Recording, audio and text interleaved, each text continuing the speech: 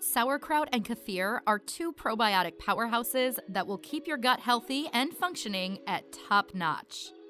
But what if these fermented foods don't appeal to your taste? Don't worry. I will show you an easy and super delicious way to add both of these gut-friendly foods to your diet without you even noticing. Here is how to make tangy, refreshing sauerkraut and kefir smoothie that is bursting with probiotics and prebiotics. To make this probiotic smoothie recipe, you will need 1 ripe banana, half a cup of fresh or frozen strawberries, 1 tablespoon of sauerkraut, 5 ice cubes, 1 cup of kefir. Blend all the ingredients for 1 minute, and your probiotic sauerkraut and kefir smoothie is ready to drink.